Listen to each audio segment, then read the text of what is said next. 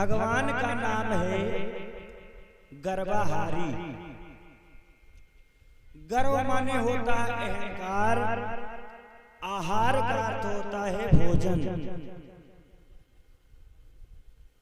भगवान खाते हैं तो प्राणी के अहंकार को खाते हैं।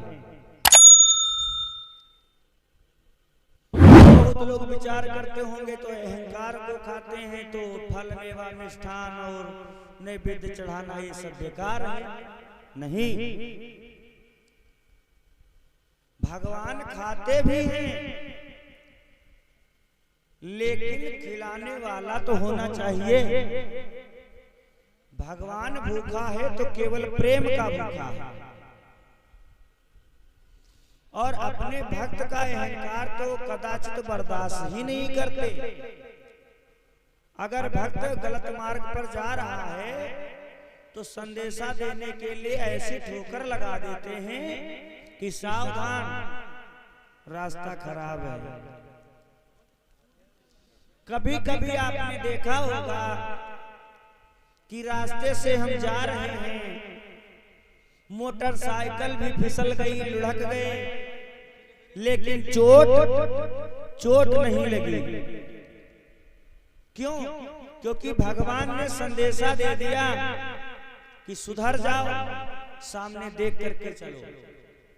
भगवान तो चेतावनी देते हैं अपने भक्त को, लेकिन भक्त ना माने तो ये तो संदेश है भगवान का।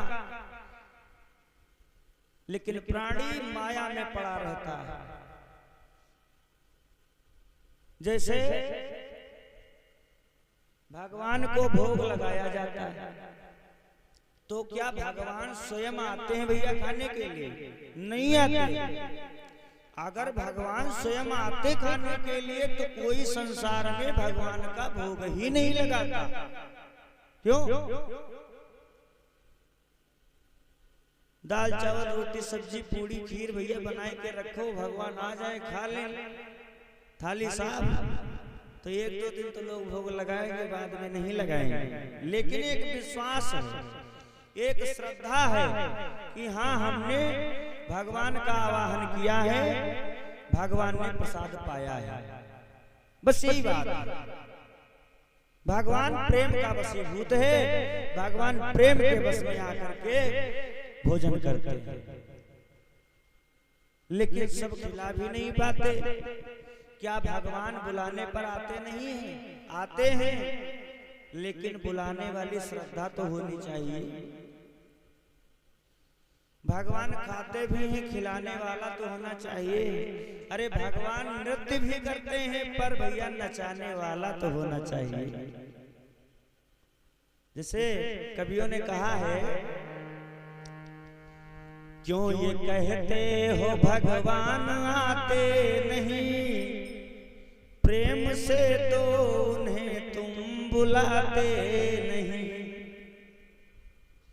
क्यों ये कहते हो भगवान आते नहीं, द्रौपदी की तरह तुम बुलाते नहीं। कैसा भाव था उसका। भगवान आए, लाज बचाई। और क्यों ये कहते हो भगवान खाते नहीं, सबरी जैसे उन्हें तुम खिलाते नहीं। भगवान को खिलाने के लिए प्रेम होना चाहिए। भगवान प्रेम का भूखा है और प्रेम नहीं है भैया तो चाहे जो कुछ भगवान के दरबार में ले जाओ वो सब व्यर्थ है। सबसे है ऊंची जग में प्रेम सगाई। प्रेम की बात जमाने से निराली देखा, प्रेम की बात जमाने से निराली देखा।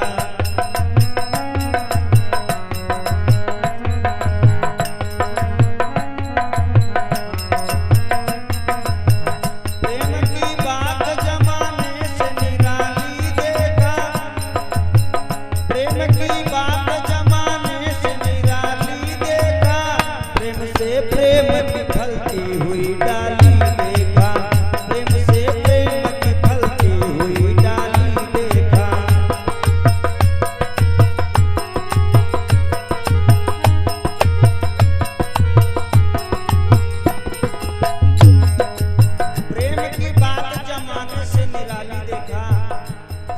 ऐसे प्रेम की फलती हुई डाली देगी।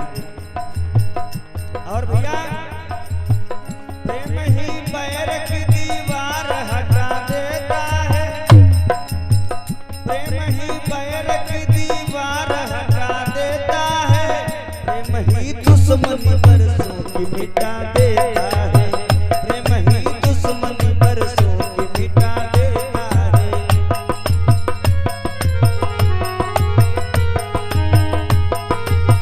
जय हो।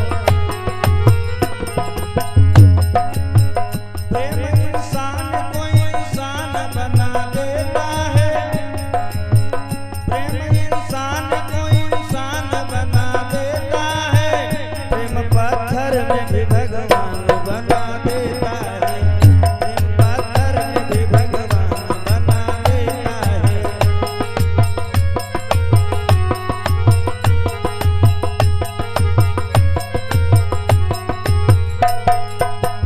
प्रेम की बात जमाने से निराली देखा, प्रेम से प्रेम की फलती हुई डाली देखा, प्रेम नर असल है आदर्श है जीने के लिए। या इस जीवन में अगर प्रेम नहीं है तुम्हारा किसी से तो ये जीवन व्यर्थ है। अगर प्रेम ही नहीं है संसार में तुम्हारा किसी से तो तुम्हारा जीवन व्यर्थ है। प्रेम नर असल है आदर्श है जीने के लिए, प्रेम में शांति होती है सदा मन के लिए।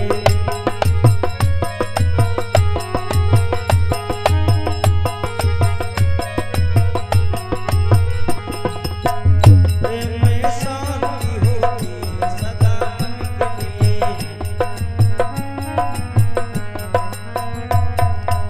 तो प्रेम के बारे में बताया है कवियों ने कि प्रेम की बात जमाने से निराली देखा।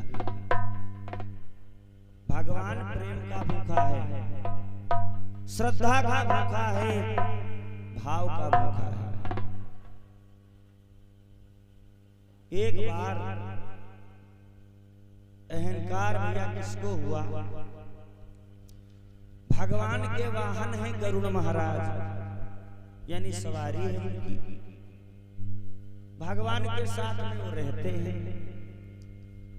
अब गरुड़ जी को अहंकार इस बात का हो गया कि प्रभु को जहां जाना होता है वहां हम ही लेकर के जाते हैं, अगर हम हो ना तो भगवान का कोई कार्य नहीं चलेगा, यानी समय पर वो पहुंचेंगे नहीं।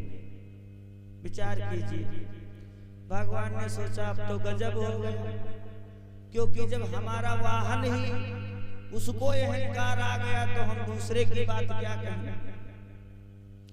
माता रुक्मणी को अहंकार आ गया कि प्रभु हमसे ही ज्यादा प्रेम करते हैं क्योंकि हम सुंदर ज्यादा हैं। भगवान ने कहा अब और ठीक है, धर्मपत्नी को अहंकार हो गया क्योंकि भगवान के भैया तो 16,108 पत्नी थी, 16,100 रानी और 8 पट रानी। तो कहा सबसे अधिक हमसे प्रेम। लेकिन यहां तक बात तो ठीक थी, जो उनकी उंगली में चक्र रहता उसको भी अहंकार आ गया कि हम ना हो तो जहां देखो तहां छोड़ देते हैं, फिर ये पद किसी का नहीं कर पाएंगे क्योंकि शीश तो हम ही काटते हैं। भगवान ने कहा दूसरे की बाधा कैसे हटाएंगे, पहले अपने घर की बाधा हटाएंगे, क्योंकि भगवान का नाम है गर्वाहारी। वो अहंकार का पौधा उगने नहीं देते, अहंकार को ही खाते हैं, खास करके अपने भक्त को तो तत्काल सुधार देते हैं। आज अपनी सभा में बैठे थे और भगवान ने सोचा कि अब अहंकार इनका तीनों का एक साथ में हम चूर कर दें। तो सबसे पहले भैया किसको बुलाया है? गरुड़ महाराज। गरुड़ महाराज को बुलाया और कहा महाराज एक कार्य करिए, आपको कहीं भेजना चाहते हैं, समय पर आ जाएंगे। कहा सरकार आप कैसी बात कर रहे हो, क्या आपको पता नहीं है कि हमारी चाल कितनी? मन से तो हम चली सवाए पवन चली चौगुना। महाराज क्षण मात्र में हम पहुंच जाए जहां जाए कोई। भगवान कहने लगे तो एक काम करो गरुड़ महाराज, तुम अयोध्या चले जाओ, वहां पर हमारा एक भक्त रहता है जिसका नाम है हनुमंत लाल। उनको जाकर के कहना कि तुम्हारे प्रभु राम ने तुमको याद किया है। गरुड़ महाराज कहने लगे आपका नाम तो कन्हैया है, श्याम है, गिरधारी है, गोपाल है, राम नाम कहाँ? हाँ राम, मेरा नाम राम है। राम बताना कि राम ने तुम्हें याद किया, तुम्हारे प्रभु ने तुमको याद किया। और एक काम करना गरुड़ महाराज, साथ में लेकर के आना उनको। ऐसा ना हो कि तुम चले आओ और वो बाद में आओ, जैसे बने वैसे लेकर के आओ। गरुड़ जी कहने लगे बस जाने की देरी है महाराज, यूं गए यूं आए। पहुंचे भैया गरुड़ महाराज तो अयोध्या चले गए। चक्र से कहा द्वारिकाधीश ने कि सुनो, तुम जाओ द्वारिका 48 कोस में बसी और तुम पहरेदारी दो द्वारिका की। कोई भी प्राणी, कोई भी जीव द्वारिका के अंदर आने ना पावे, ये तुम्हारी जिम्मेदारी है। चक्र कहने लगा सुनो महाराज, तो एक काम करो, आज के कत्ल जितने हैं ना वो सब माफ कर दो, क्योंकि आप जानते हो कि हम कितनी स्पीड में चलते हैं। कन्हैया कहने लगे जितने कत्ल आज हों सब तुम्हारे माफ, सब माफ, लेकिन कोई आने न पावे। चक्र ने कहा वो तो ड्यूटी दे रहा द्वारिका के बाहर। अब माता रुक्मिणी से कहा कन्हैया ने, कहा देवी एक कार्य करो कि तुम आज सीता बन जाओ। रुक्मिणी पहले तुम सीता थी रामावतार में, तो आज हमारे हृदय में बात आई है तुम सीता बन जाओ। रुक्मिणी जी कहने लगी तो क्या श्याम स्वामी, सीता जब हम थे तो ज्यादा सुंदर लगते थे। कहा ऐसी कोई बात नहीं, मैं राम बन जाता हूं, तुम सीता बन जाओ। भगवान गोपाल गिरधारी द्वारिकाधीश वो तो राम बन गए, लेकिन रुक्मिणी ने अपना वेश नहीं बदला। हनुमंत लाल भैया गए हनुमानगढ़ी, मंगलवार का दिन पड़ गया। वहां पर लाखों भक्तों की भीड़ लगी हुई, प्रसाद चढ़ रहा। गरुड़ जी कहने लगे महाराज जल्दी चलो, आपके प्रभु ने याद किया है, भगवान राम ने याद किया है। गरुड़ जी ने कहा हमारे प्रभु ने। हनुमंत लाल कहने लगे हमारे प्रभु ने याद किया। कहा हाँ। कहा एक काम करो गरुड़, आप चलो और मैं आ रहा हूं। गरुड़ जी मन में सोचने लगे गजब हो गया, अरे इनका पता ही नहीं है कि हमारी चाल करती है, कि हमसे पहले कैसे पहुंच गई है। गरुड़ जी ने कहा बैठो हमारी पीठ पर और हम लेकर के चले तुमको। तो गरुड़ जी से हनुमंत लाल कहने लगे तो आप चलो और हम कोशिश करेंगे तुमसे पहले आने की। गरुड़ जी मन में विचार करते जाएंगे, प्रभु से कहेंगे कैसा तुम्हारा भक्त है जो तुम्हारी आज्ञा का पालन नहीं करता है। गरुड़ जी चल पड़े। हनुमान जी महाराज ने क्या किया भैया, भक्तों का प्रसाद पा करके और गरुड़ जी रास्ते में ही रह गए। हनुमंत लाल द्वारिका के बाहर पहुंच गए। अब वहां जब पहुंचे भैया तो चक्र वो अपनी कारीगरी दिखा रहा है, वो तो नाच रहा है क्योंकि उसको तो आज छूट है। चक्र से कहा हनुमंत लाल ने भैया ऐसा करो चक्र महाराज हमको अंदर जाने दो, क्योंकि प्रभु ने हमको बुलाया था, हम पहुंचे भी नहीं। गरुड़ महाराज लेने के लिए गए थे। चक्र कहने लगा तुम्हें पता नहीं है आज भगवान ने ही आज्ञा दी है कि कोई द्वारिका के अंदर आने न पावे। हनुमान जी ने निवेदन किया लेकिन चक्र नहीं माना। तो जैसे पान भैया का लोग खाते पान पकड़ तक गाल दाब लेते, वैसे चक्र के यहाँ पकड़ी गई है और हनुमान जी पान की तरह मुख में दाब लिया। भैया जो स्वयं सूर्य को निगल गए हो तो चक्र की औकात क्या है? क्या हुआ? अब चक्र तो भैया मुंह के अंदर है, दांतों तले दबा लिया। अब जब द्वारिका के अंदर पहुंचे तो भगवान कन्हैया तो राम बने बैठे। भगवान कन्हैया तो राम बने बैठे हैं, तो राम को तो प्रणाम किया और पास में हम माता रुक्मणी बैठी, उनको प्रणाम नहीं किया। रुक्मणी जी मन में सोच रही कि प्रभु को इसने प्रणाम किया है, हनुमंतलाल ने हमें क्यों प्रणाम नहीं किया? और हनुमंतलाल इतने नाराज प्रभु जान गए कोई न कोई बात तो जरूर है। कहा हनुमान जी महाराज क्यों नाराज हो? कहा प्रभु अब आप हमारे गुरु हो, प्रभु हो, इष्ट हो, हम सेवक हैं, हम कह नहीं सकते प्रभु, लेकिन कार्य आपने बहुत गलत किया है। भगवान ने सोचा कि हमने क्या गलत किया?